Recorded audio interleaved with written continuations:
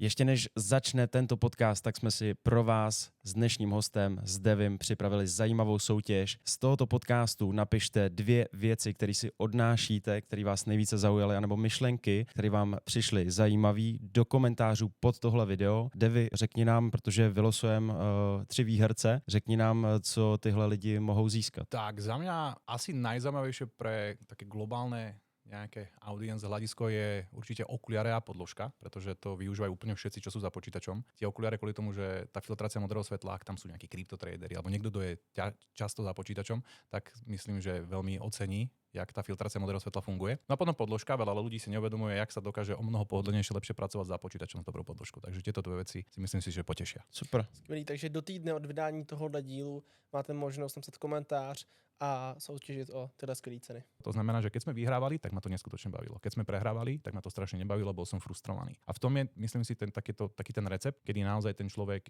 bude najlepší, keď vie prekonať tú frustráciu, má tam tú disciplínu a nejakým spôsobom vie sa v hlave totálne nastaviť na úplne chladného profesionála a to je niečo, čo podľa mňa sa dá aplikovať absolútne do hociakého aspektu života. To je jedno, či je to šport, či je to e-šport, či je to biznis, či je to hocičo v živote. Preto myslím si, že tá hra mi dala veľmi veľa. Koľko ti to zarábalo, koľko ti to dávalo a tak ďalej. Ja to dodnes nejako extra neviem. Lebo vždy to bolo také, že turnaj si nejaké vyhral počas celého roka a to boli vtipné sumy. Keď to vidím na dnes, keď to vidím naozaj v dnešných tých sumách, ktoré vyhrávajú títo top hráči, tak sa mi chce plakať, ale stále to bolo na mladého chalana, ktorý mal 14, 15, 16 rokov.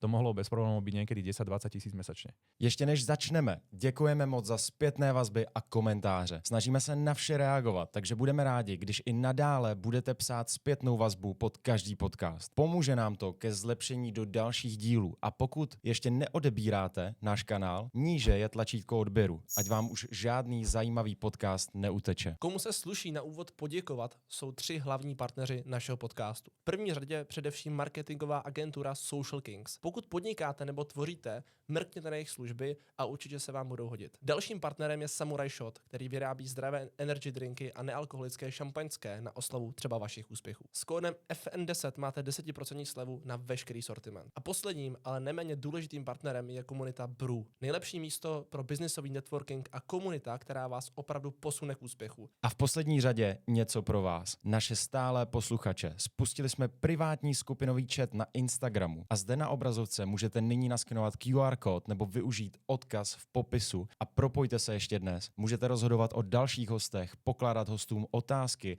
a navazovat nové přátelství v komunitě. A teď už jdeme na nový rozhovor. Díky, že to sledujete. Ahoj, vítáme vás u dalšího dílu našeho podcastu Finanční nezávislost. A dnešním hostem, kterého tady chceme přivítat, je Ivan Devi Lazarov. Ahojte, ďakujem krásne za pozvanie. Ahoj. Ahoj Devi, díky, že jsi přijal pozvání, bude to vlastně pro nás i trošku netradiční rozhovor, protože neměli jsme tady nikoho ze světa e-sportu a gamingu. Zveme si často vlastně lidi z toho českého a slovenského biznisového rybníčku, aby jsme dali divákům vlastně nahlídnout pod pokličku vlastně do toho biznisového světa. Vlastně když nás budou teda sledovat diváci, kteří třeba neznají nebo se neorientují v tom světě e-sportu a gamingu, tak jak by ses možná těmhle lidem představil? Co bys vlastně dneska řekl, že všechno děláš? Tak krása tohto prostredia je to, že to budú väčšinou už starší ľudia asi v tom biznise, alebo minimálne teda možno nejaký ambiciozný mladý. A väčšina z nich, myslím si, že bude poznať asi nejaký ten gaming, aspoň čiastočne, možno takých, ja neviem, 60-70%.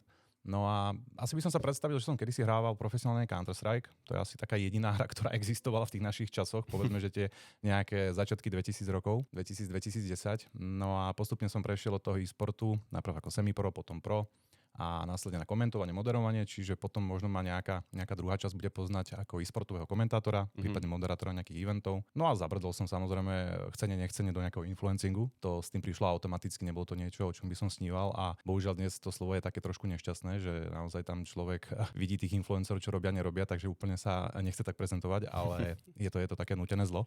Takže v každom prípade možno aj asi taký nejaký influencer ohľadom, dá sa podať toho e-sportu, gamingu, všeobecne takého nejakého životného štýlu, pretože to cestujem a paradoxne možno veľa ľudí má aj poznať nielen cez e-sport, ale cez ten životný štýl, ktorý vediem, čo sa týka nejakého podnikania, preto som možno aj tu. Ďakujem za pozvanie. Takže asi takýto smer. A tí, ktorí ma teda nepoznajú, tak dúfam, že nebudem znieť úplne hlúpo.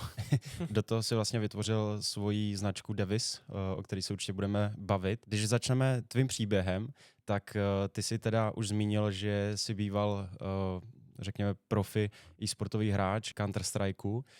V mladém věku si začínal, v mladém věku si prorazil.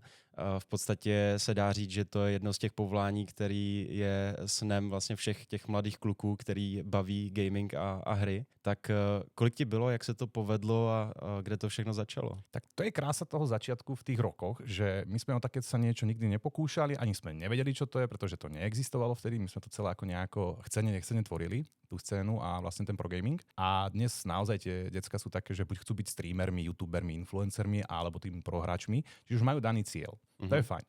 A my sme sa proste tým nejak ocitli. Boli sme proste mladí chalani, ktorých bavila nejaká hra, v tomto prípade Counter-Strike, a začali sme byť v nej dobrí, lepší, až nakoniec najlepší. A vďaka tomu vlastne vznikli všetky tie možnosti, ktoré v tej danej dobe boli. Tie sme využili na maximum, akože nedá sa to absolútne porovnať s tým, čo je dnes. Takže to trošku samozrejme ľutujem, že som sa neskôr nenarodil.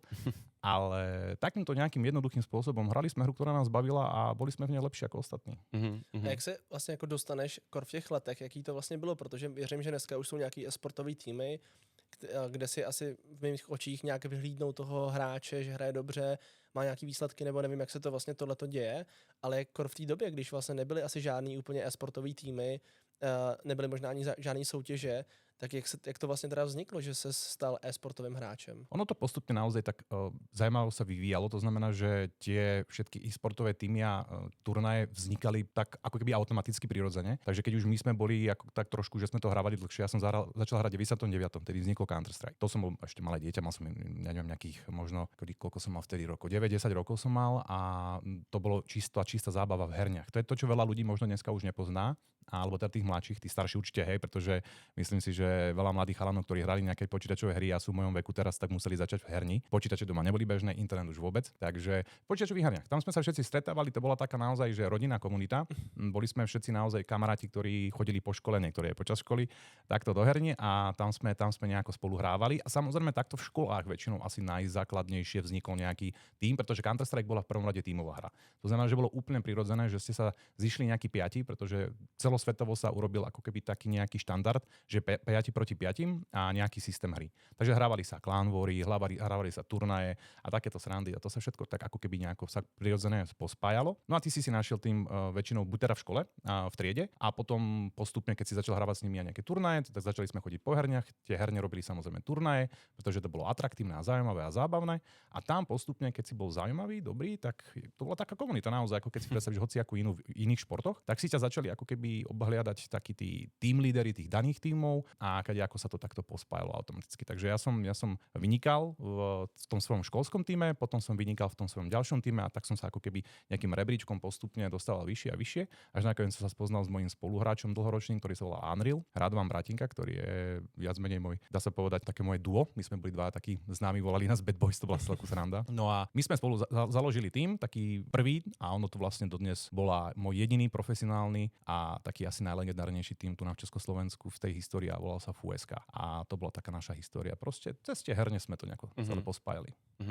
Jak se to vlastně dívali tvoje rodiče, když v tu dobu to nebylo běžný, věřím, že dneska hrát na počítači, na PlayStationu několik hodin denně pro spoustu mladých lidí je úplně jako běžná věc i pro rodiče, ale v té době to, jak sám říkáš, ani nebyly počítače, tak jak se na to dívali tvoje rodiče, protože i moje dětství, a to jsme asi od sebe pár let, tak bylo o tom, že rodiče mě začínali nějaké jako počítače, měl jsem nějaký ultimáta, jak na nich dlouho můžu být a tak dále, ale byly to počítače, které by utáhly nějaký lepší hry. Tak jak se na to dívali vlastně rodiče, že několik hodin třeba denně trávíš na počítači? No tragicky strašné to bolo. Akože verím tomu, že doba sa v tomto vôbec nezmenila. To znamená, že nechcete, aby vaše dieťa trávilo 10-12 hodín za počítačom. Tým, že som mňa nevychoval tatino, iba mamina ma vychovávala, tak nemal som taký ten mužský vzor, ktorý by to akceptoval po strane nejakej technológie alebo niečoho. Mamina vôbec netušila, že ako to funguje ani nič. To znamená, že na začiatku bola taká trošku samozrejme skeptická, dávala veľký pozor a tým, že je to ako v hociakom inom športe, ty nemôžeš byť niečom dobrý, bez toho by si tomu neobetoval všetko. A na začiatku to pre mňa bola samozrejme čisto úplná zábava. Bol to naozaj, že dá sa povedať, že droga. Bolo to naozaj strašný dopamínový efekt niečoho, pretože ten Counter-Strike bol neskutočne taký návykový. Takže tie prvé mesiace až povedzme rok, dva boli naozaj také, že to bola šialená zábava a chcel som viac a viac a viac a samozrejme, že som to preháňal a samozrejme, že mami nemala problém s tým, že sa nevenujem dostatok v škole, že dostatok sa nevenujem spánku, že stále som niekde po herniach, lebo opakujem, tedy neboli počítače a internet také bežné doma a písal sa rok 99, 2000 až povedzme 2001 a ja som trávil svoje svoje voľné chvíle niekde v herni zavretý, čo znie absolútne že strašidelne. Ale v tej dobe to bola taká ako keby doba, len som to až tak preháňal, že funny story, už som viackrát to hovoril v takých podcastoch pred pár rokmi, že dokonca v jednej herni ma nechala pomaly dobre, že nevylepí, že tento tu má zákaz vstupu, pretože som naozaj niekedy bol schopný jednoducho zo školy neprísť domov až do večera a to bol ten problém, no, že nebola z toho úplne nadšená. Ale nejak sme si to preskákali, nejak sme to zvládli, samozrejme bol to taký žabomyší spor, kde sme sa ako naháňali, že ja som išiel do tej herne, ona nebola z toho nadšená a tak ďalej. Dnes ako 36-ročný človek, ktorý síce ešte nie je rodič, ale viem sa do toho vžiť, úplne vidím, čo sa dialo a mám na to úplne iný pohľad samozrejme. Takže je to také, že klobúk dole, že to takto psychicky zvládla, alebo ja by som svoje dieťa asi prizabil. A v tomto prípade teda, ale pozitívum prišlo v tom, že naozaj, jak som to strašne hrával a mal som na to povedzme nejaký kúsok talentu, tak to vyústilo v to, že som v tom bol naozaj jeden z najlepších v tom okolí. Všimli si teda aj tie týmy, aj tí hráči a vďaka tomu som postupoval tým nejakým rebríčkom skillovým aj do tých lepších a lepších tímov. No ale potom prišiel ten zlom, keď som vyhral prvý turnaj a tým, že mamina bola evidentne, nechcem povedať, že akože nebola sprostá, ale naopak bola veľmi inteligentná v týchto veciach a vedela, že to, čo robím, nie je asi až taká hlúposť. Nebola taký ten zatrpnutý rodič, ktorý najúst, aby mal svoju pravdu a nejaké to svoje ego voči svojmu dieťaťu presadzovala logiku a rozum a videla, že to, čo robím dobre, ide mi to, má to nejaký zmysel. Prvé výhry sme mali, že sladké prekvapenie a vyhral som 3. miesto, nejakú milu alebo horálku alebo niečo, takže bolo to vtipné, ale už si niečo vyhral, už si niečo dokázal, už proste ten rodič vidí, keď nie je teda hlúpy, vidí, že niečo tomu dieťaťu to dáva.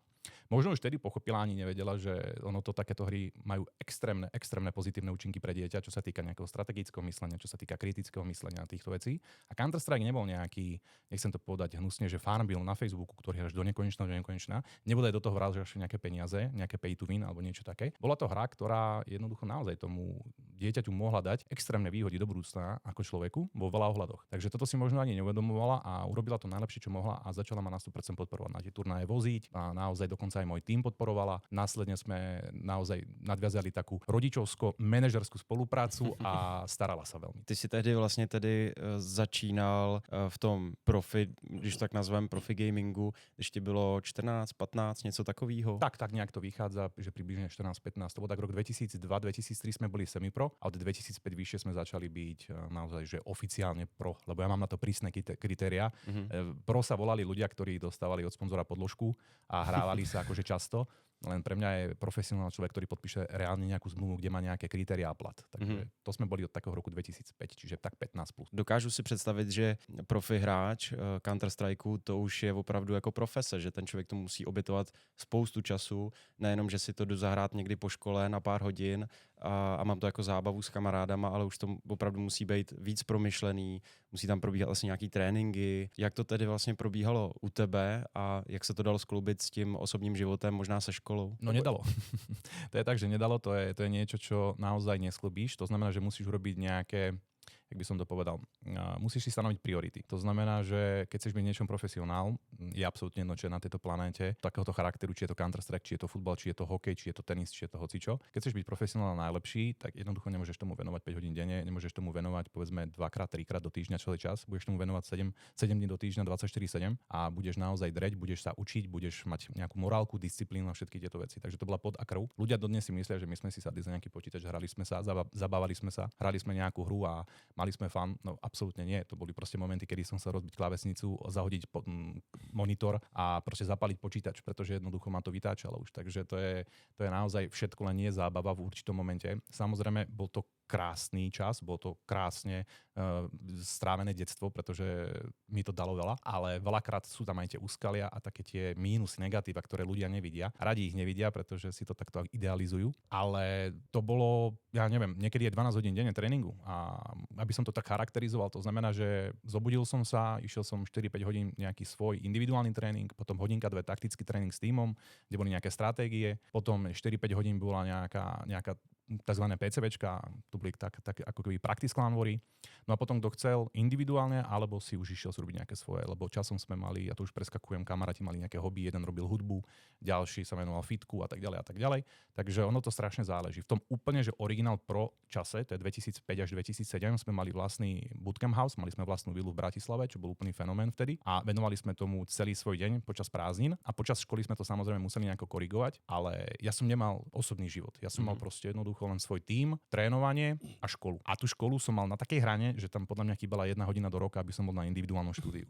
Takže to som mal tak veľmi chytro spravené, čiže poviem to veľmi hnusne, ja som tú školu extrémne dal na druhú kolaj, ale s tým, že ja som vedel, že to podstatné, čo potrebujem vedieť, sa naučím. Nejaká tá všeobecná inteligencia a znalosť z tej školy som si ju zobral a veľmi som to vyfiltroval na také tie hlúposti, ktoré som vedel, že nebudem potrebovať. To znamená, že naozaj som sa nebifil teraz dejepis, aby som vedel, že kde Habsburg urobil to a to, alebo proste, že periodickú tabuľku som sa nenaučil naspamäť celú kvôli tomu, že aj tak ju o 2 roky zabudnem. Takže urobil som všetko tak, aby som mal tie známky, nech neprepadám, aby boli rodičia, alebo teda by bola mamina spokojná a aby zároveň ja som mal dostatok času sa venovať tomu svojmu vtedy hobby a potom už de facto vlastně aj práci. Jinými slovy, vlastně byl si profi sportovec, jenom ne ten fyzický, ale ten e-sportový. Přesně tak. Takže dal si tomu vlastně všechno, jako dneska musí profi sportovci. Tak. A což si možná ty lidi jako nepředstavují, že oni to furt vidí, jako, že tě to hrozně naplňuje a baví, ale určitě byly chvíle, kdy prostě 12 hodin denně už to nemůže být zábava. Ale v žádném případě. Bylo to už někdy jako opravdu o tom, že jsi říkal, že mi se fakt nechce, ale vlastně jako musel si, že si věděl, že prostě jo, jako celý ty prázdniny, každý den, že si věděl si, že prostě musíš, nebo to bylo o tom, že jako furt to bylo o tom, že ses jako těšil, bavilo tě to, nebo i jako ty profi sportovci občas mají ten pocit, že jako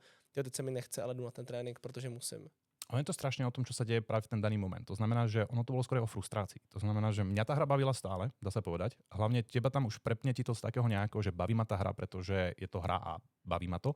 To prepne do toho, že chcem vyhrávať. Tam je proste jednoducho pre tých hráčov, aspoň teda pre mňa, to bola naozaj ten cieľ, bol všetkých poraziť. Všetkých proste nejako, v tej hre poviem to takto, že zabiť, byť proste najlepší. Takže mňa už v tom profesionálnom nejakom aspekte najviac ťahalo dopredu naozaj to, taká tá ambícia byť najlepší na celom svete. To je to, čo ťa drží a myslím si, že aj každého profesionálneho športovca, čo potom drží, aj keď ho na začiatku tá hra bavila z toho nejakého zábavného spôsobu, či je to futbal alebo hokej alebo niečo, hráš to, pretože ťa to baví, ako keby tak pekne prirodzene prejde do toho, že hráš to kvôli tomu, že si kompetitívne založený a to ťa ťahá dopredu. Chceš vyhrávať, chceš byť najlepší. V tomto prípade to bolo presne aj takto. To znamená, že keď sme vyhrávali, tak ma to neskutočne bavilo. Keď sme prehrávali, tak ma to strašne nebavilo, bol som frustrovaný. A v tom je, myslím si, taký ten recept, kedy naozaj ten človek bude najlepší, keď vie prekonať tú frustráciu, má tam tú disciplínu a nejakým spôsobom vie sa v hlave totálne nastaviť na úplne chladného profesionála a to je niečo, čo podľa mňa sa dá aplikovať absolútne do hociakého aspektu života. To je jedno, či je to šport, či je to e-šport, či je to biznis,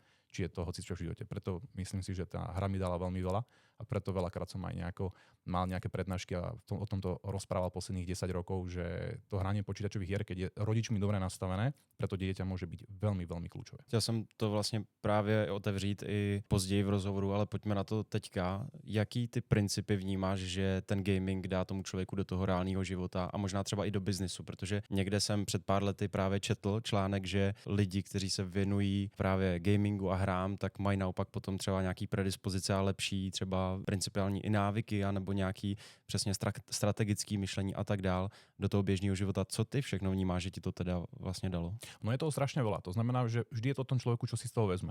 Záleží, akú hru si hral, či to bol Counter-Strike, či to bola strategická hra typu Warcraft alebo Starcraft. Veľa týchto aspektov, keď pospájaš, tak ti tam vyjde z toho nejaký taký, by som povedal, zoznam.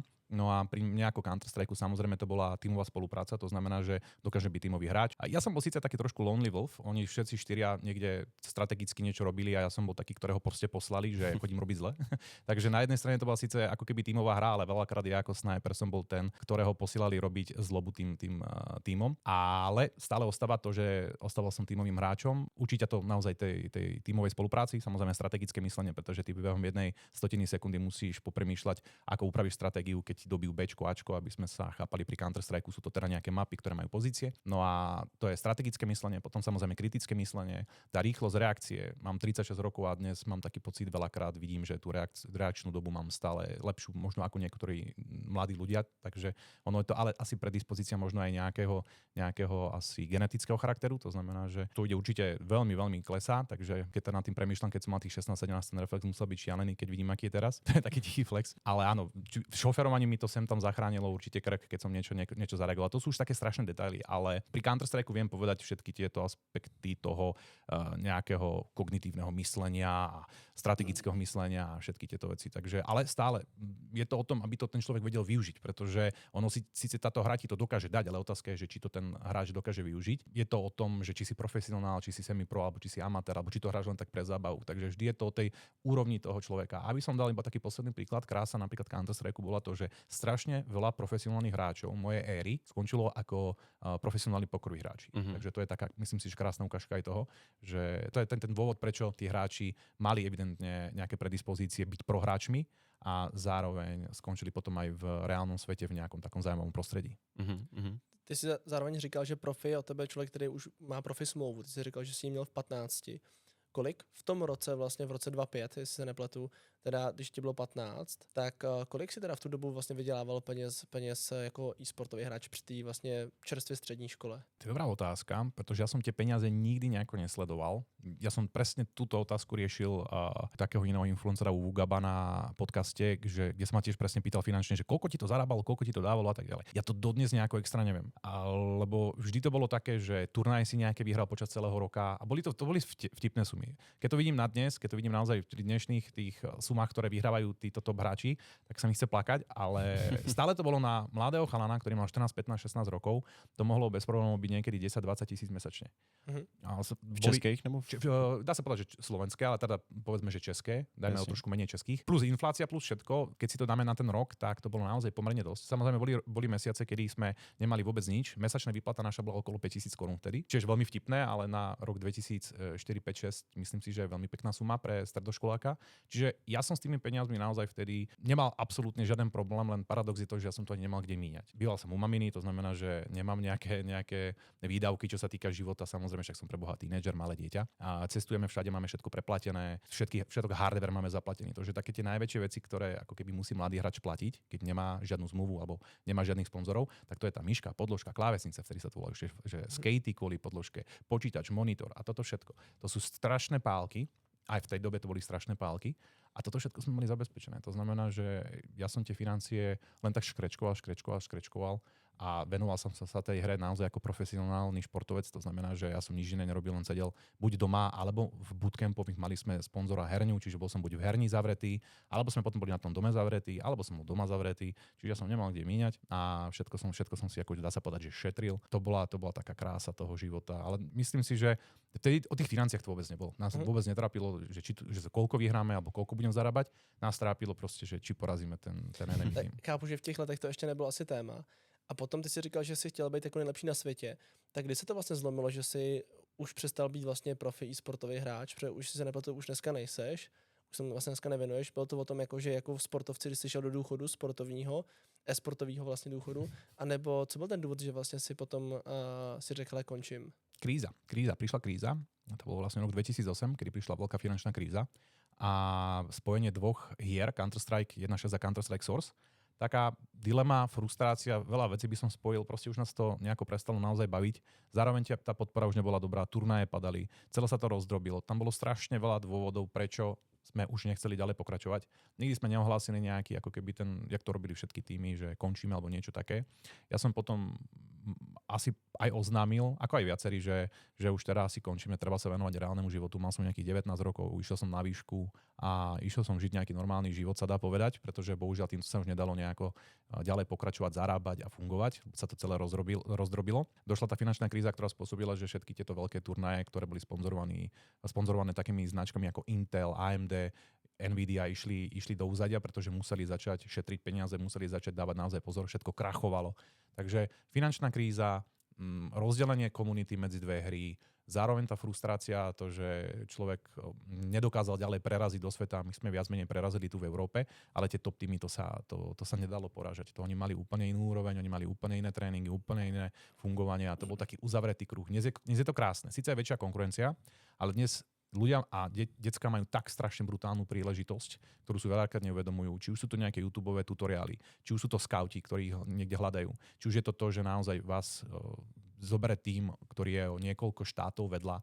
My sme boli uzavretá komunita a dostať sa k tej elite, k tým najlepším, tak to bolo, neviem, keď si predstavíte elitné kluby niekde vo svete, ale nemyslím teraz ako futbalové, ale napríklad školské, že máte Harvard, Phoenix a tak ďalej, tak tá pozvánka tam do týchto klubov, kde by ste trénovali a fungovali, tak to bolo niečo nevydané, neuveriteľné. Párkrát sa nám to podarilo, že sme sa tam aj dostali a aj sme tam trénovali. Vtedy sme naozaj skočili tak šialene, že sme boli, dá sa povedať, najlepší v celej strednej Európe. Poražali sme Rakúšanov, poražali sme Nemcov, top Nemcov sme vedeli poraziť, poražali sme Maďarov non-stop. Československu ani neriešime, tu sme dominovali, kým nedošli Defy 3. Takže to bolo také, že naozaj tá doba bola akože krásna, ale strašne komplikovaná.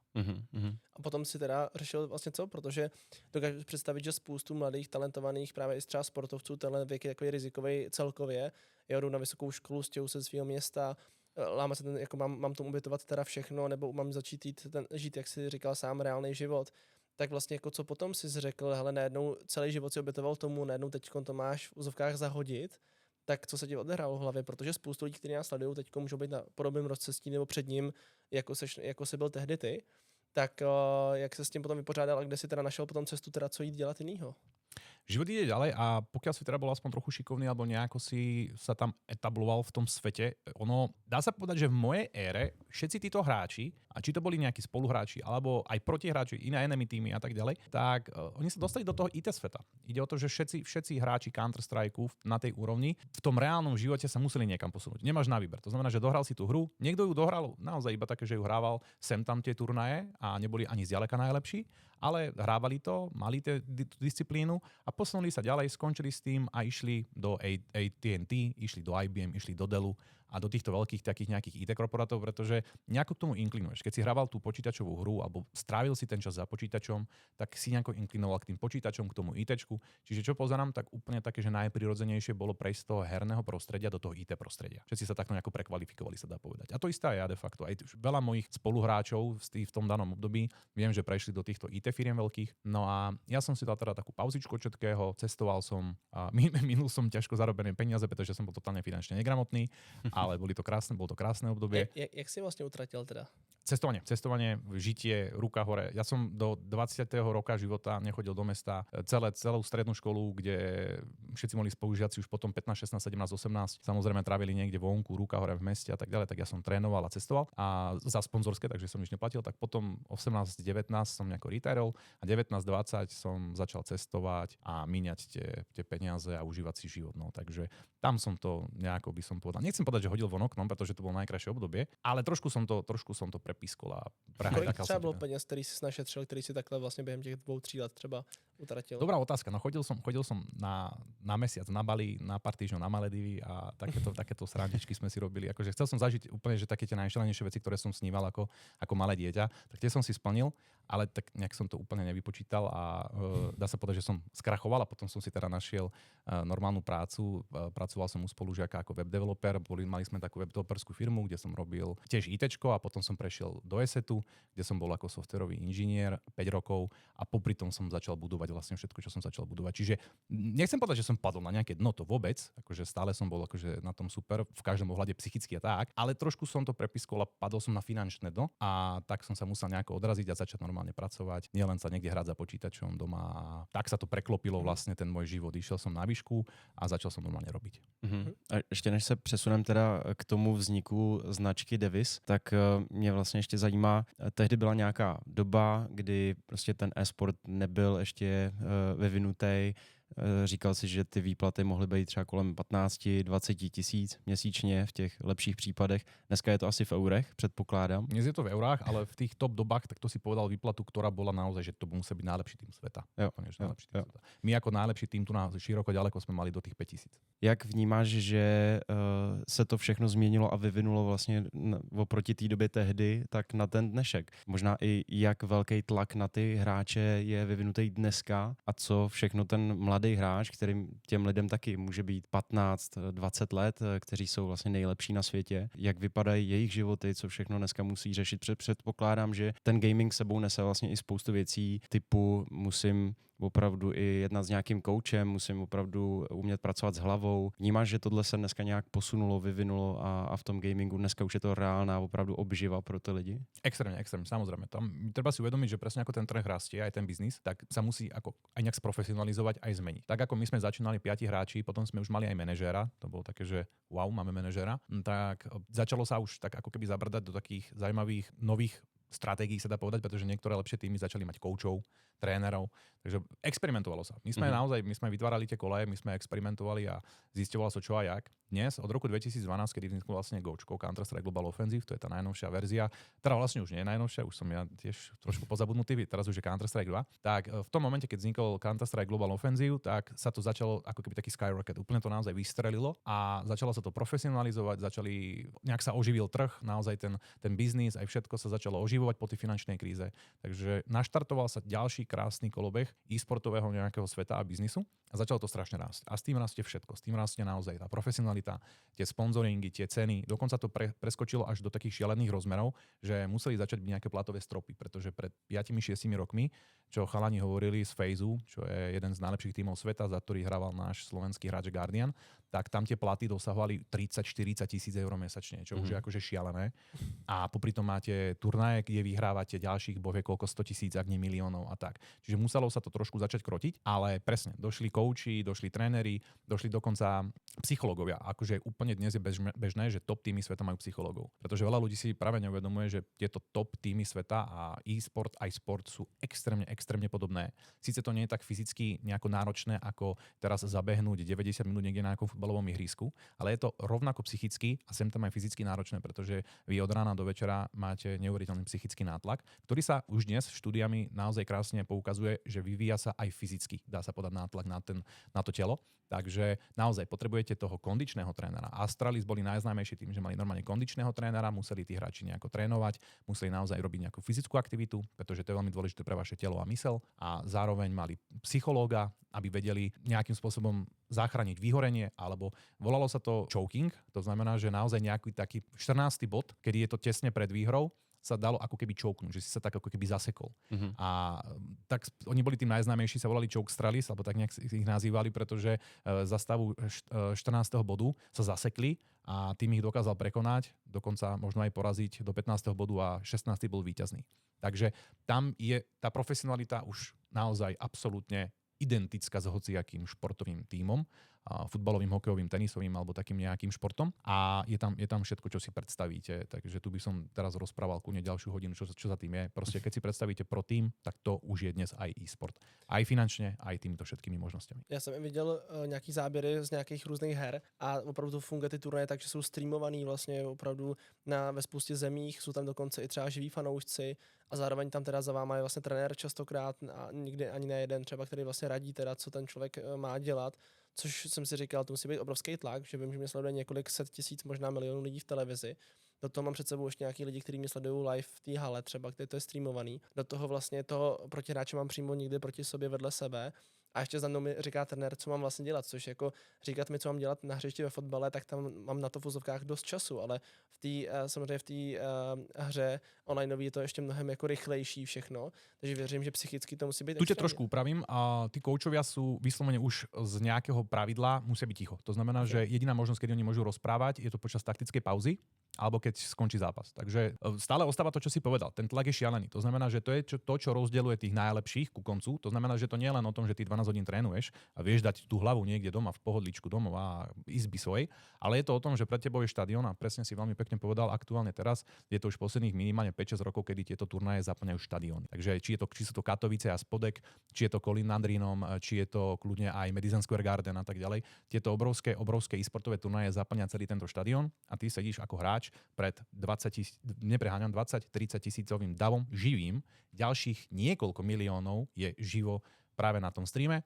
a ty musíš byť ten, ktorý tento tlak dokáže zvládnuť, popri tom, čo musí strategicky poraziť toho svojho nepriateľa, ten enemy team, ten opozitný tým. Takže áno, to je niečo, čo je dnes absolútne šialené. Takže ten psychológ alebo nejaký kondičný tréner, to všetko je absolútne dôležité, pretože to bežného člověka zlomí absolútne bez problémů. Zpětně seš rád, že ses vlastně z tohohle, i když možná trochu nechtěně dostal jako takhle brzo, protože pravděpodobně, kdyby nepřišla krize, asi v tom jedeš jako dál, tak seš na to dneska rád, že ta krize přišla, nebo to vnímáš, že bys byl rád, co kdyby to tehdy nepřišlo a jel si jako sportovec dál? Môj mindset takto nefunguje. To znamená, že ja na to nepozerám a nikdy na svoje, ako keby na svoju minulosť nepozerám spôsobom, že keby sa udialo toto, či by nebolo lepšie. Udialo sa to takto, má to nejaký dôvod a ja to rešpektujem a som za to rád, takže neviem a ani na to asi nechcem odpoveď. Jedno ale ostáva to je to, že tá kríza pominula. My sme ešte chvíľku ako keby aktívne hrávali, jak vzniklo to Gočko, tá nová verzia. To znamená, že ja som bol chvíľku semipro, asi tak 2012 som ešte nestíhal, 2013 som začal trošku ešte zabrdať do toho CSK, pretože som vedel, že to bol celý môj život. Videl som, že to znova rastie. Videl som tam ako keby dieru na trhu pomocou toho streamingu, vtedy začalo streamovanie. To je vlastne niečo, čomu sa venujem dodnes. A to ďalej tak ako keby pokračovalo v tom mojom nejakom kariérnom raste, pokračovaní sa dá povedať. No a ja som ešte chvíľku hrával potom a vrátil som sa k tomu, pretože naozaj to bolo môj celý život a bavilo ma to a urobil som dobre, pretože som tam, kde som dnes vďaka tomu, že som sa tak rozhodol. Ale presunul som to, priznal som si, ako splnil som si taký maličký, by som povedal, cieľ a dostal som sa znova do finále majstrovstiev Českej republiky a Slovenska, čo bolo kedysi na Invexoch, kde sme chodili stále, dodnes sú, aj za chvíľku o mesiac budú. To je moja najľúbenejšia asi akcia celé mojej histórii hrania. A splnil som si to, že som sa dostal do grand finále, kde som si voči tým asi už vtedy deťom tak priznal, že teda dokázal som si, že aj na staré kolena, čo bolo vtedy akože fakt nemal som staré kolena ešte pre Boha, ale už som si tak predstavoval seba, pretože naozaj hral som proti deckám, čo mali 15-16 a ja už som mal cez 20. No a na staré teda kolena som sa dostal do grand finále, tam som si niečo dokázal. Síce sme tesne prehrali, ale vôbec mi to nevadilo, proste som sa naozaj potešil, že to ešte máme v sebe s chalanmi, lebo sme boli taký starší tím, takých tých old schoolerov. No a potom som prešiel na to komentovanie a viacej som prešiel do takého pozadia, ale stále som v tom gamingu ostal, za čo som veľmi vďačný. Zmínil si ten věk, na to jsem se chtěl zeptat, protože v běžném sportu ten věk hraje obrovskou roli. A prostě člověk, který mu je 40-50 let, většinou prostě na fotbalovém hřišti neuběhá to, co ten mladý 20-letý.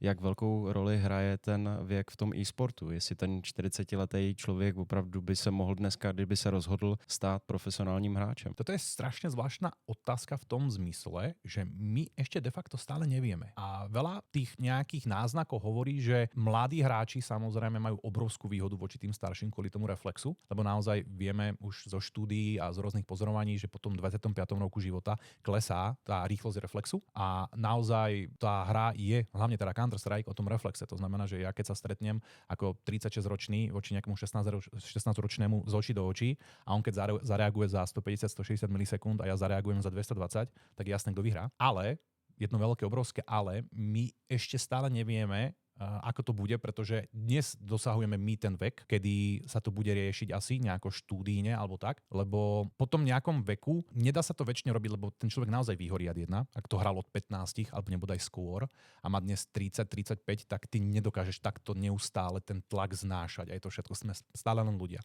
Čiže tam je strašne veľa zaujímavých kombinácií, kedy to môže byť problém pre toho staršieho človeka, staršieho človeka 30+.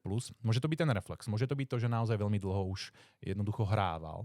Čiže toto je otázka, na ktorú odpoveď získame od takých 10, 15, 20 rokov, kedy naozaj začne niekto 30-ročný hrať a vyskúša byť v 40-ke dobrý. Pretože problém je ten, že dnes to nikto neurobí. Tí ľudia majú svoj život, rodiny, prácu a tak ďalej. To znamená, že presne ako pri futbale, ty začneš ako dieťa, ktoré má na to čas a môže to robiť. Takisto aj ten Counter-Strike, alebo dnes League of Legends. Ty ho začneš hrať ako dieťa, pretože to je moment, kedy máš najviac času na to sa len hrať. Keď máš už tých 25 a viac, tak ty už na to čas proste nemáš. Takže my nevieme na toto úplne presne odpovedať z toho dôvodu, že dodnes sa myslelo, že po tej 30-ke tí hráči už nemajú šancu proti tým mladým z toho dôvodu, že sú starí a majú pomalý reflex. Ale zistujeme, čo tak sledujeme, my sme sa o tomto aj rozprávali, čo sme boli bývalí profesionálni hráči, že ono to nemusí byť tak úplne pravda, pretože ty ako starší hráč máš zase svoje výhody, čo sa týka nejakého toho myslenia, strategického myslenia, skúsenosti a tak ďalej. Čiže je to dobrá otázka, na ktorú neviem úplne presne povedať áno alebo nie, pretože áno, reflex ti padá a máš proti tomu mladému človeku obrovskú nevýhodu, ale zase na druhú stranu máš veľmi veľa skúseností, si starší, rozumnejší vo veľa veciach, takže to môžeš veľakrát ako keby využiť tú výhodu, kedy ten reflex ty ani nemusíš vlastne použiť. Keď ty toho 16-ročného chalana nejako svojim už vyvinutejším skillom a rozumom okabátiš, to poviem takto slušne, tak na ten reflex ani nedojde, pretože on ťa nestihne zabiť, keď ty ho proste nejako chytro oklameš.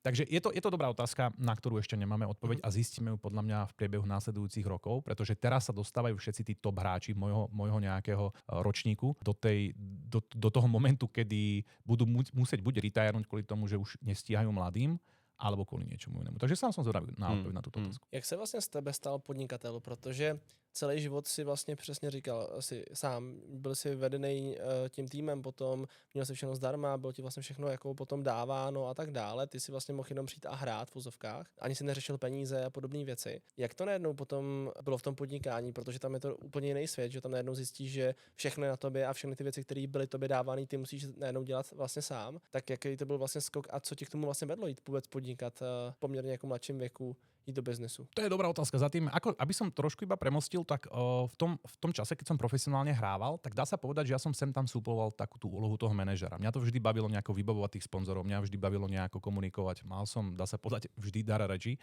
a vždy nejaký dar presvedčovania.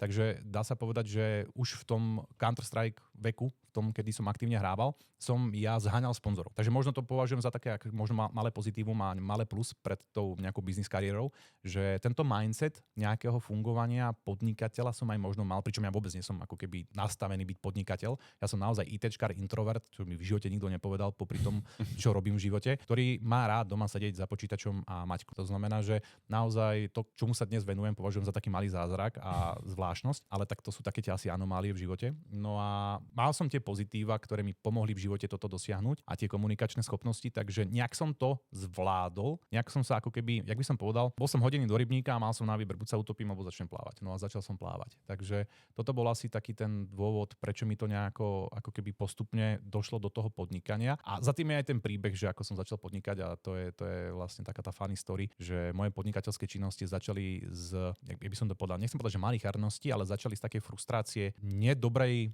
komunikácie s mojím sponzorom, keď som aktívne hrával už tú novú hru, keď už som bol streamer, dá sa povedať, že ten influencer, mal som sponzorov, tak jeden sponzor ma proste nahneval, lebo bol strašne nekomunikatívny a videl som dieru na trhu, ktorú som chcel využiť. Ja už som viac menej v živote mal nejaké biznisy za sebou, ja som mal startup. Vždy som mal v hlave takú myšlienku, strašne ma fascinoval aj príbeh Zuckerberga s Facebookom, aj rôznych iných spoločností, a či to bol Bill Gates, či to bol Steve Jobs, a všetky tieto veci ma to vždy fascinovalo. Zbožňoval som tieto príbehy garážových firiem, ktoré vznikli v Google, v Apple a tak ďalej, alebo v Microsoft, a vždy som sníval, že takéto niečo budem robiť aj ja. Takže to ITčko plus startup bol vždy môj sen. A nejak som sa k tomu dostal kadejakými oblúkmi, či už to bol startupmi, ktoré som vymýšľal popri tom Counter-Strike, popri tom streamovaní, popri tom študovaní. Tak mám taký pocit, keď sa na to teraz spätne pozriem, tak prirodzená cesta, ktorej muselo dojsť v jednom momente. A došlo to paradoxne práve tou frustráciou s tým sponzorom, ktorý ma nahneval, a ja som si začal vytvárať svoje vlastné herné okuliare v 2015. A teda, když bys měl divákům přiblížit, na co máš dneska firmu, čemu se vlastně jako tvoje firma věnuje, tak pojď jim říct, čemu se vlastně věnuje tvoje firma. Ja to mám tak trošku rozdelené, mám taký krásny začarovaný kruh, z ktorého sa mi aj ťažko vychádza, aj keď by som z niektorých vecí chcel výjsť, ale nedá sa mi to úplne zatiaľ. Ja mám, dá sa povedať, že dve značky. Jedna značka je ako keby Ivan Devi Lazarov, to som ja, a druhá značka je taká tá produkčná, taká tá profesionálna pre tých hráčov, kedy sú iba pre e-sport, dneska už je to sport, dnes je to už aj pre gaming a už aj pre ľudí, čo pracujú, a to je tá Devis. Takže dá sa povedať, že ja sa venujem ako keby dvom firmám, a jedna je ako keby súkromná značka a druhá je verejná značka. Čiže ja ako Devi, kde som streamer a influencer, a potom Devis, také vtipné, ani neviem, teraz rozmýšľam, že jak ma to napadlo si tam dať proste, že Devis, to nad tým sa ešte niekedy musím zamysleť. To bolo naozaj, v Esete som bol iba tak long story short, v Esete som proste sedel o 5 ráno asi, lebo sa mi nedalo spať, tak som išiel do roboty, v tomto som miloval tú robotu, že som tam mohol dojsť hocikedy. Hrajkal som sa s tou predstavou, že by som urobil tie vlastné okuliare, a čo ťa prvé napadne je to, že ako ich nazveš, ako sa to celé bude volať. Ja vôbec neviem napríklad teraz, či mi mozog vypol, alebo čo, ja dodnes neviem, prečo som to nazval Devis. Ja som nechcel nikdy to mať spojené so svojím nikom, nakoniec som to spravil, že to vyzerá, ako keby to bolo v anglickom ponímaní, že Deviho. lebo to je akože Davis. Takže takto som jednoducho vytvoril túto značku a to je ten začarovaný kruh, pretože ja streamujem, mám aj nejaký YouTube, kde idú highlighty, mám Instagram, mám de facto, dá sa povedať, tú svoju značku, ktorá podporuje tú druhú značku. Čiže toto je to, kde ja úplne... Už by som aj chcel predsa s tým streamovaním, lebo 13 rokov streamujem, čo je šialená doba. Už mám aj svoj vek na to, takže už by som to aj nejako chcel pomeniť. Ale viem, že by som tým... Mohlo by to dosť ublížiť tej značke, lebo funguje iba československý. Funguje na československom trhu a ešte nie sme na zahraničí, bojím sa toho zahraničia zatiaľ. Ale keď prejdeme do zahraničia, tak premýšľam nad tým, že kompletne ten kruh nejako pomením, zmením, nejde retírnem, alebo ak to povedať, skončím s niektorými aktivitami, lebo berú už veľa času a nedávajú toľko, čo by dávali. Tak toto celé u mňa vyzerá, no, lebo ja sám niekedy mám taký chaos toho, že čo vlastne všetko robím aj nerobím. Ale to sú také dve hlavné aktivity, ktoré robím. A to je moja súkromná značka ako ja, ako osoba a moja verejná značka ako keby firma.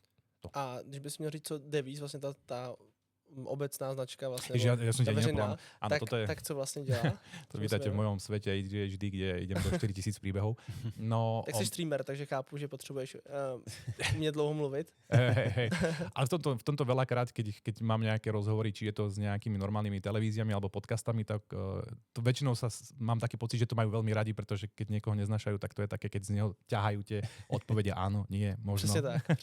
Takže je to fajn, že človek zoberie trošku aj toho úlohu toho moderátora tým ľuďom. Začal to ako profesionálna značka herného príslušenstva pre hráčov, kde to malo filtrovať modré svetlo, aby sa hráčom dalo lepšie fungovať za tým počítačom dlhodobejšie aj večer, aby sa im lepšie spalo, aby lepšie sa im hralo, aby podávali lepšie výkony. Tak to vlastne to začalo, Davies to začalo ako taká naozaj značka z nejakej frustrácie, pretože sponzor, ktorý mi tieto okuliare dával, mne sa strašne páčili v tom, ako fungovali. Vyzeralo to, aj dodnes bojujem s tým, že je to nejaké placebo alebo niečo. Nie, je to funkčná vec, ktorá mne sa strašne páčila. Založil som si nejaké Indiegogo, kde som urobil niekoľko modelov. Tá firma vznikla naozaj za podpory komunity mojej streamerskej a vystrelilo to naozaj. Začal som robiť postupne teda tie okuliare v rôznych verziách, potom podložky, potom nakoniec kresla a dnes je to naozaj obrovské portfólio, až dokonca tak veľké, že začíname premýšľať, či ho trošku nezmenšíme, pretože to už preháňame. Na to, že sme československá značka, sa venujeme naozaj tak veľa produktom, že to niekedy možno je až kontraproduktívne. No ale pokiaľ sa dostaneme do toho sveta, tak to bude absolútne fantastické. Len teraz československý trh, ktorý je naozaj že maličký voči svetu, ešte k tomu naozaj taký konkrétny trh, ako je gaming, tak to je šialené. Tak to je gro toho celého Davisu, že robíme pre hráčov. Už dnes aj naozaj normálneho človeka za počítačom, to znamená, že keď niekto naozaj pracuje, tak už začína dosť využívať tie okuliare, čo si všímame. Čo sa tešíme, lebo ten gamingový trh sa nám trošku rozširuje na ten klasický, ale prichádza konkurencia. Naozaj posledných niekoľko rokov vidíme, že jak to prišlo aj medzi smrteľníkov, to takto poviem. Tak začalo rašiť veľmi veľa firiem s týmito okuliármi. Takže toto je také gro, že pre hráčov a dá sa povedať, že dnes už je to značka pre užívateľov počítača a dá sa kategorizovať tam už kadekto. Já sám využívám brýle proti modrému světlu a nehraju moc, ale spíš na kvůli počítači a práci na něm, takže vím, v čem je to jako skvělý. No a zároveň taky asi jedna věc, kterou taky děláte, jsou třeba židle v rámci třeba i sezení kvalitního. A jak moc bys třeba doporučil i mladým třeba lidem, kteří na to dneska koukají, nebo i lidem, kteří prostě dělají na počítači nebo hrajou nějaký hry a podobně, a fakt třeba kvalitní, dražší třeba, ale fakt kvalitní židly, protože asi v tvých letech, když si začínal hrát, se tohle to moc neřešilo, na čem se sedí a tak dále. Absolutně. Ale pokud sedím někde 12 hodin denně, nebo i klidně 6, ale spoustu lidí třeba v práci sedí 8 hodin, pak ještě doma, tak jak moc ty vnímáš, že je třeba důležité mít prostě fakt kvalitní židly v rámci třeba nějaké dlouhodobosti, aby člověk mohl v životě fungovat i po 40, nebylo to o tom, že pak chodí ohlej. Je to absolútne kľúčové, je to šialené kľúčové. Ľudia si absolútne neuvedomujú dve najdôležitejšie ako keby nábytky, ktoré majú v byte, a to je stolička, na ktorej sedia, pokiaľ na nej sedia naozaj že často, lebo pracujú za počítačom, a posteľ, na ktorej ležia. To sú naozaj dva nejaké produkty, ktoré vám menia život, či to chcete alebo nechcete. A človek, ktorý nemá kvalitnú matrac, na ktorej sa kvalitne vyspí, tak si neskutočne život skomplikuje, ani o tom možno nevie.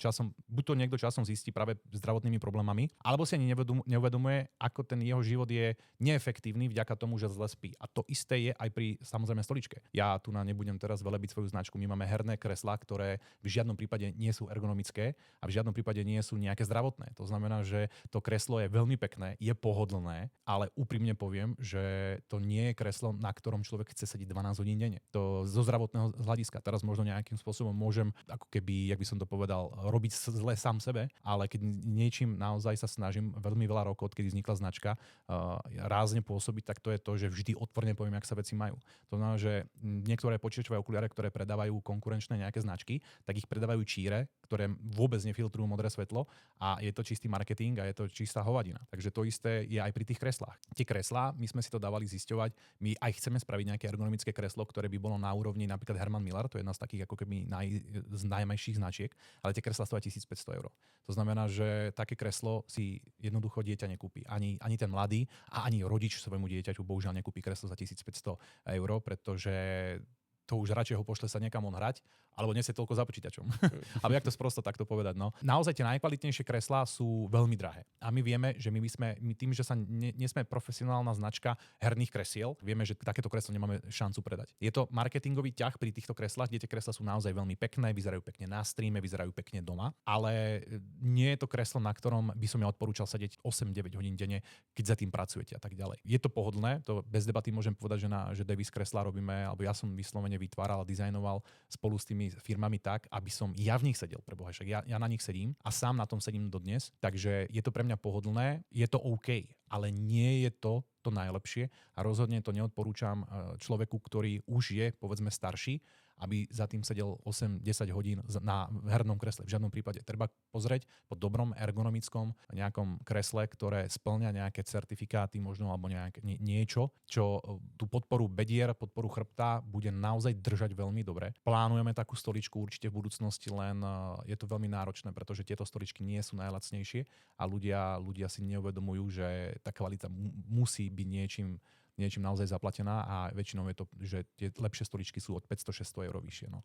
A preto to úplne nemôžeme robiť, pretože vieme, že my by sme to nemali šancu predať. Máme už nejakú tú analýzu trhu, máme nejakú analýzu našich kupcov a sú to poväčšinou práve ľudia, ktorí chcú to herné kreslo, lebo sa im to páči. Takže radšej a nebudeme proti ním bojovať, keď chcú jednoducho za 250 € pekné kreslo, tak im ho dáme a urobíme všetko preto, aby nebolo také, ktoré im ad jedna ublíži, to je to, pretože veľa kresiel je takých naozaj, že to dokáže až ublížiť a nech sa v nich cítia čo najpohodlnejšie. Ale tak to je vždy ten kúpec, ten zákazník, ktorý ti to dá najavo tým, že si kúpi ďalšiu vec od teba, pretože keď si kúpi jednu, ktorá bola zlá, on si už nekúpi od teba niečo druhé.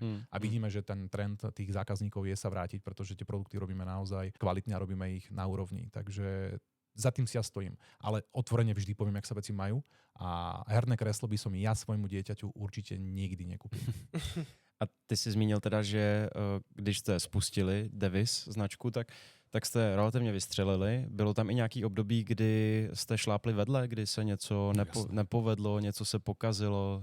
Jak na tyhle období vzpomínáš a co se vlastně stalo přesně třeba? No ja som tú značku spustil úplne sám. Z Zesetu o 10 ráno na Indiegogu, potom večer na streame, čiže ja som to rok aj niečo robil celé sám, popri tom, čo som proste makal v Zesete normálne full-time job ako softwarový inžinier, popri tom som streamoval, popri tom som komentoval zápasy niekde tu v Prahe a popri tom som si založil firmu a išiel som do takéhoto projektu. Ja som vtedy spal 4 hodiny denne. Neviem dnes absolútne, jak som to stíhal, zvládal a že som neskončil niekde v nemocnici. Vlastne aj skončil som niekde v nemocnici vlastne. Ale je to také, že tam som sa prvýkrát hneď na začiatku popalil tým, že som si zobral príliš veľké sústo.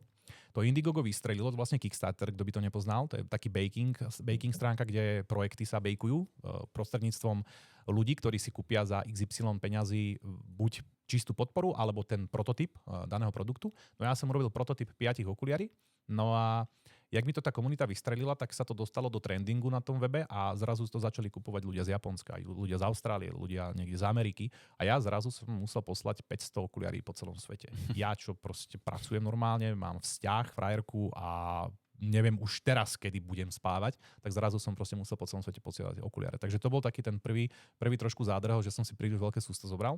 Nejak som to zvládol a vždy došlo niečo. Ono, preboha, o tom je podnikanie. Neviem si predstaviť, či existuje nejaký podnikateľ na tejto planete, ktorý by nemal 100 problémov do roka, ktoré musí riešiť, však o tom to asi celé je. Takže klobúk dolu tým, čo to majú tak efektívne nastavené, že už iba niekde srkajú mochito na Havaji. A je to naozaj, že by som dokázal tomu vyprávať každý rok niečo. Od začiatku, kedy som si dal to príliš veľké sústo a musel som posielať okuliare do celého sveta, po dnešný dátum, kedy sme pustili von herný rukáv, ktorý je tak strašne špecifický a je to úplne nový produkt, na ktorý sa ja stále teším, že bude fungovať, len idem tou veľmi ťažkou cestou a fungujem tak celý život asi. Neviem, či si chcem robiť zle, že vytváram kolaje. Nejdem do niečo, čo už je vymyslené, musím vymysleť niečo vlastné a toto je prvýkrát, kedy som potreboval strašne vymyslieť niečo, čo nemá nikto. A urobil som herný rukáv, ktorý je teraz začína byť populárny všeobecne vo svete, úplne bežná textília, čo vyzerá ako ponožka. A ja som sa rozhodol spojiť dve veci a to je, že dať vyhrievanie, čo teraz hráči na turnajoch, ale aj doma používajú. To sú USBčka najnovšie, kedy si to boli termosáčky, pretože veľakrát hráči majú studené ruky, je to úplne bežný problém, zmrznuté ruky. A ja som sa rozhodol toto spojiť a spojil som herný rukáv s vyhrievaním. Veľmi šikovne som pustil tento projekt aj všetko v lete. Čuduj sa svetu, to úplne nebolo nejako prijaté, že chceš v lete pustiť projekt vyhrievania ruky. Takže toto bol taký prvý problém a teraz mám na konci druhý. Ale idem s tým bojovať ďalej, však o tom to preboha je. A teraz prišla zima, tak idem dať tomu druhý pokus. A blížíme se k finiši. Mě vlastně zajímá, jaký tvé vize do budoucna. Jaký máš vlastně cíle, kam to chceš vlastně škálovat, kam to chceš dostat, co je vlastně tvým cílem, aby si byl ne spokojený, to asi jsi už dneska, ale vlastně kam bys to chtěl vyškálovat tú firmu? Asi poviem takto, nie som spokojný absolútne. To je myslím, že základné pravidlo každého dobrého podnikateľa je dnes nikdy sa nebyť so sebou spokojný. Takže naozaj absolútne by som nepovedal, že som so sebou spokojný, práve naopak. Vidím tam strašne veľa chýb, strašne veľa múch, strašne veľa možností, ktoré ešte ide zlepšiť. To je dôvod, čo ma aj tak nejak ťahá dopredu. A ja som v tomto megaloman. Toto, keď ma niekto pozná osobne alebo teda vie, tak ja som strašný megaloman. Takže ja mám sny gigantické od pomaly vlastného mrakodrapu niekde v New Yorku so svojím logom. A takže môj sen úplne bez debaty je mať celosvetovú firmu, ktorá bude niečo meniť vo svete. To je taký môj najväčší sen. Či to bude Devis s nejakými hernými produktami, možno časom, možno nejakými inými technológiami, pretože ma baví vymýšľať veci, alebo to bude niečo úplne iné, uvidím, ale rozhodne môj aktuálny sen je preraziť do sveta, pretože ja vidím, ako tie produkty fungujú v Československu. A keď som sa niečo naučil, a toto mi potvrdí každý podnikateľ, že československý trh je jeden z najkomplikovanejších, čo sa týka zákazníka. To znamená, že ty, ak úspeš na československom trhu a máš dobrý produkt a celé to dobre nejako marketingovo zvládneš, tak presun do toho celosvetového trhu je prechádzka rúžovou záhradou v zmysle, že ten zákazník ani zďaleka nebude taký komplikovaný ako ten československý. Jediný problém nastane v tom momente, a to je samozrejme ten marketing, distribúcia, pretože vy sa dostanete do rybníku, kde bude tak strašne veľa konkurencie a bude to tak strašne náročné, že tam prídu zase úplne nové problémy. Takže môj sen, môj nejaký cieľ je, aby Devis bola celosvetová značka na úrovni Razer SteelSeries, čo je absolútne že šialené, ale ako sa povie, keby sme nemali sny, ktoré nás strašia, tak sú to vôbec sny, takže tak to berem aj ja.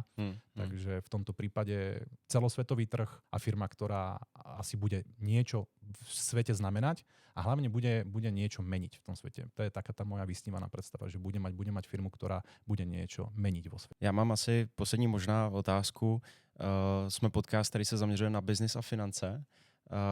Jak seš na tom ty a peníze vlastně? Co pro tebe možná peníze znamenají a jak s nimi dneska pracuješ? Jestli třeba investuješ do dalších a jiných projektů? Mám niekoľko projektov, samozrejme aj do krypta som nejako zabrdol, ale to je všetko také, že popri voľnom čase alebo popri nejakom takom premýšľaní, diverzifikovaní portfólia, sa dá povedať a tak ďalej, sa s tým hrajkám.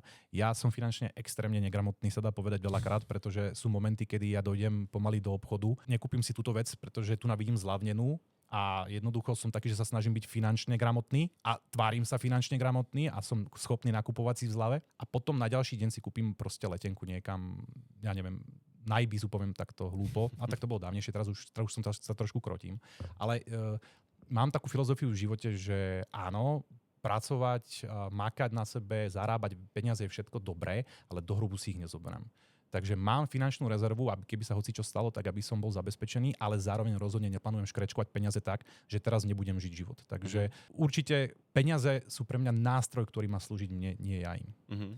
Ještě viděl jsem, že máš Audinu R8. To už je predaná. To už je predaná. Takže ty si říkal, že už jezdíš v Praze primárně metrem a podobně, takže i auta už si řekl, že dávat peníze auta je zbytečnost, nebo naopak? Je to teraz iba také logické zmýšľanie, pretože vlastne ja som predal byt aj auto, keď som odchádzal zo Slovenska. Ja som sa sťahoval na Maltu, mal som takú cestu okolo sveta. Kto ma sleduje, tak vie, kto nesleduje, to by bol na ďalší podcast, takže nebudem tu úplne zdržovať. Ale ja som všetko popredával, dá sa povedať. Založil som si firmu na Malte.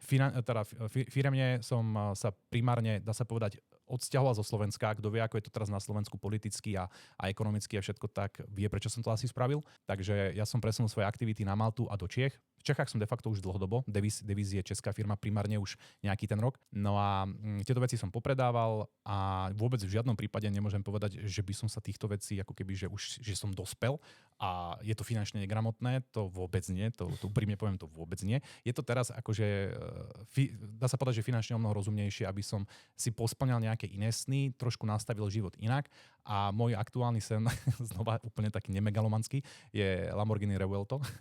A mám teraz vynikajúcu garáž, takže by sa tam úplne krásne hodilo. Len teda musím samozrejme teraz trošku zamakať, takže autá sú odkedy som mal tú R8, tak to človek, keď do takéhoto superšportu sadne, tak ja neviem si predstaviť, koho by to prešlo. To človeka proste presne môže. Díval jsem se právě, že už ji nemá, že si zbavil, takže chápu. Bolo to z logického hľadiska, pretože som odchádzal z toho Slovenska na dlhšie, nevedel som kedy čo, kde, jak. Bola veľmi dobrá možnosť to auto vtedy predať. Radšej som zainvestoval do svojej firmy, čas išla do firmy, čas išla práve do iných aktivít, do iných práve do toho diverzifikovania portfólia. Takže tam som zrozumiel, lebo ja som si ho kúpil na 30-ku úplne nárazovo znova presne ako funguje môj život šialene. Tak ja som si to z mesiaca na mesiac proste povedal. Kúpil som si to, užil som si to, po 3 rokoch som ho predal za viac za koľko som kúpil, čo sa pri takýchto superšportoch vôbec nestáva. Tam má zase niečo som mal obrovské šťastie, pretože trh aj všetko išlo strašne hore, čo sa týka aut, takže mal som šťastie. Využil som toto šťastie, ako v živote to robím veľakrát a ide sa ďalej, takže teraz musím zamakať a splniť si ďalšie sny. Super. My moc krát děkujeme, že jsi přijal pozvání k nám. A držíme palce, ať se daří a věříme, že se nevidíme naposled a při nějaký akci nebo při podcastu třeba číslo 2 zase na viděnou. Určite. Ďakujem za pozvanie ešte raz a všetko pekné a dobré ešte. Díky, ať se daří. Díky moc.